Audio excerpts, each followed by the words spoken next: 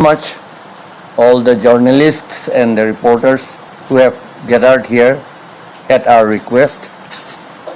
You have come for the service of the people. Today here we want to talk to the people, inform the people that at this moment it has become very clear that the BJP has totally become anti-people party. So we from India bloc and also from the United Opposition Party Forum of Assam, we have united to fight this election, this parliamentary election, to defeat the anti-people party that is BJP. The people can no longer bear the atrocities, the oppression that has been carried out by the BJP. Therefore, we have now unitedly risen up to fight in this election, and I am the candidate for the number 6 Difu SD Reserve Constituency. I am standing as an independent candidate backed by APHLC, and the symbol of the APHLC is this. APHLC independent candidate symbol Caesar Napit Kenchi.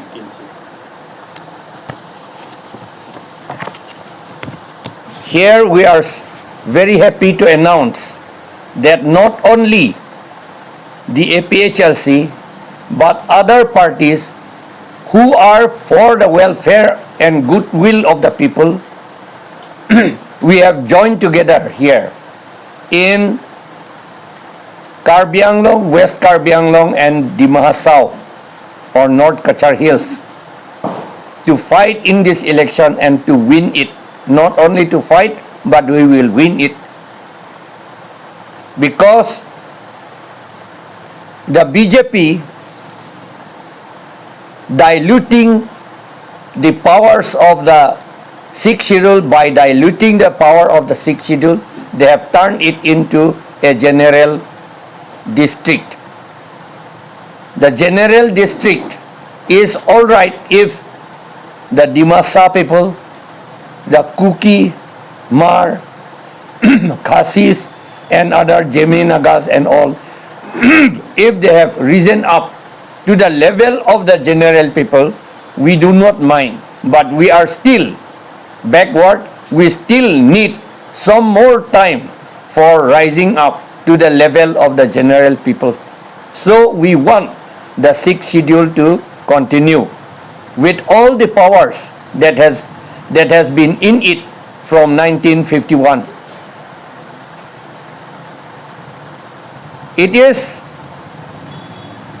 Election is ordained or ordered or framed by political thoughts, by political means, by political aim.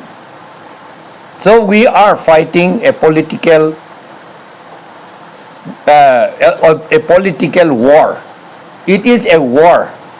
It is a battle. Previously the people fought with guns and tarwals and weapons, other weapons. But now in a democratic country, our fight is in the electoral battle. It is a battle, and we fight with our weapon, that is our vote. Vote is our AK-47. We do not want to have any violence. We do not want to pursue violent ways. We do not want to achieve our goal and our aim by violence. We want to do everything democratically and through parliamentary struggle. So we appeal to all the people to join us here. We are here together, our Daniel Langthasa and the leaders, convener and the leader of TMC. All this introduction will be done by him. I am speaking from our APHLC. APHLC is the strongest opposition party in Karbi Anglong and West Karbi Anglong.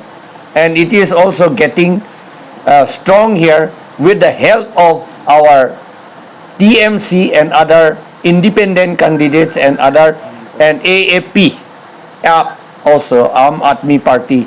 They are also helping, and others who want to survive as human beings, they all are with us. We are going beyond communities, tribes, and all other things. We are treating everyone equal, and we will serve the people equally. Thank you. तो अभी हम लोग का जो candidate ने बोल दिया, आप लोग सब समझ गया होगा।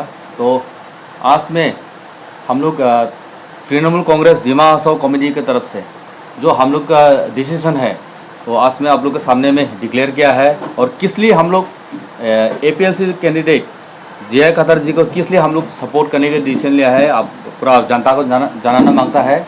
तो कारण तो है, हम लोग भी एक पॉलिटिकल पार्टी है, लगने से हम लोग भी कैंडिडेट देके कॉन्टेस्ट कर नहीं सकता। लेकिन बीजेपी अभी जो वो लोग जो बदमाशी करके आया है, अभी सबको आवाज़ दबाना मांगता है। तो इसमें अगर अपोजिशन पार्टी लोग अलग अलग से खेलेगा तो जीतना मुश्किल है। इसलिए हम लोग डिसाइड किया है कि हम लोग कैंडिडेट नहीं देगा, हम लोग सब यूनाइट करके एकजुट हो के APLC जो कैंडिडेट है, जो अभी कैंडिडेट के बीच में सबसे तगड़ा है और जो हिम्मत करके इतना साल से लड़ाई करके आया है, हमारे जो जय खतर जी और उनका जो टीम साथ वो लोग लीड करके पूरा 6 शेड्यूल के लिए, ट्राइबल के राइट्स के लिए जो लड़के आया है, हम लोग अच्छा लगा है। और ऐसे आदमी को जिताना रखता है बोल के हम लोग आज डिसाइड किया है और आप लोग सबको जनता के सामने में डिक्लेयर करता है। Thank you. थैंक यू सभी मीडिया फ्रेंड्स को, आप लोग आज यहाँ समय निकल के आया बोल के। मैं बापूचित लंगथसा, आम आदमी पार्टी डिस्ट्रिक्ट प्रेसिडेंट दिमा हसाओ का, आज डिक्लेयर करता है कि आने वाला MP इलेक्शन में हम लोग आम आदमी पार्टी से इंडिपेंडेंट कैंडिडेट जय खटर जी को हम लोग सपोर्ट करेंगे और हम लोग उसको जिताएंगे और बीजेपी जो डिक्टेटरशिप गवर्नमेंट अभी चला के उसको हरा देंगे। क्योंकि देखो वो लोग हम लोग का कॉन्स्टिट्यूशन को बदलने चाहता है, हम लोग का यहाँ का, हम लोग को डिक्टेटरशिप गवर्नमेंट और नहीं सकता है। और आप लोग का मीडिया के जरिए से हम लोग का आम आदमी पार्टी के सपोर्टर्स, वेल विशर्स को हम लोग अपील करता है, आप लोग आने वाला इलेक्शन में हम लोग वो जय खतर जी को सपोर्ट करिए। हम लोग का अभी का इलेक्शन का सिंबल तो सीसर है, आप लोग हिंदी में तो कैंची बोलता है। बस यही जानना था। Thank you. तो दिमा हसाओ का जितना लोग है सबको जुठाई, चिबाई, कलुम, नमस्ते, कार्डोम।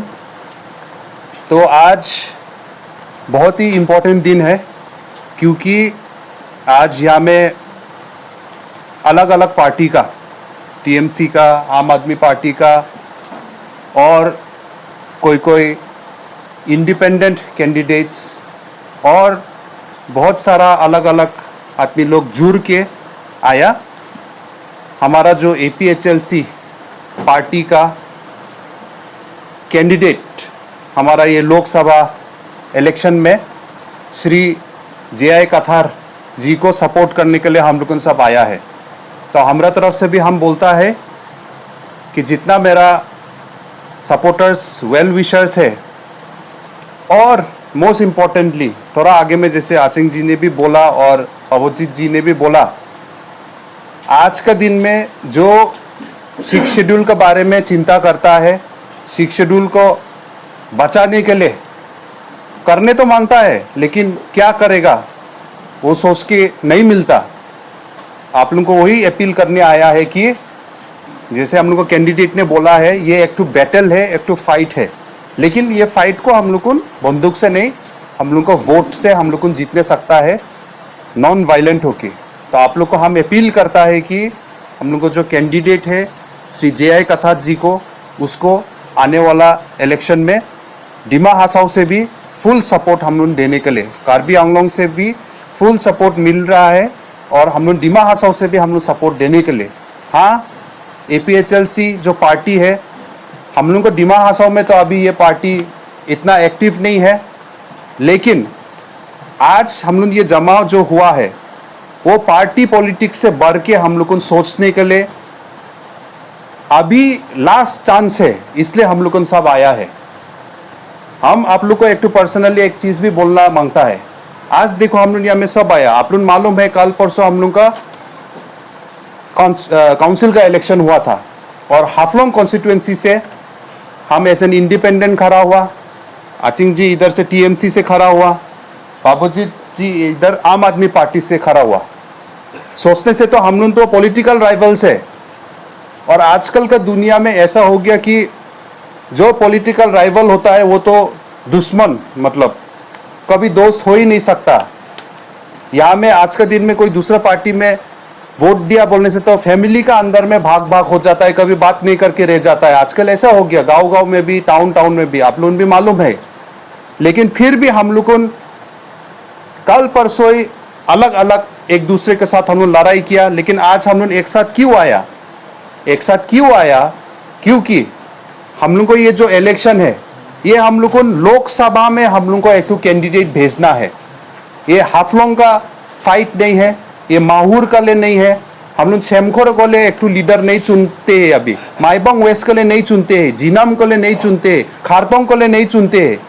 हम लोग को कार्बी आंगलोंग और डिमा हासाओ का एक ठो लीडर चुन के हम लोग को उसको लोकसभा में हम लोग एक ठो MP है, हम लोग को खाली उधर भेजने के लिए हम लोग को चुनते हैं।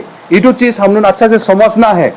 इसलिए आज आचिंग जी खाली TMC का कैंडिडेट को, TMC पार्टी को सपोर्ट करो बोल के नहीं आया है, आम आदमी पार्टी भी नहीं आया, हम भी नहीं आया है।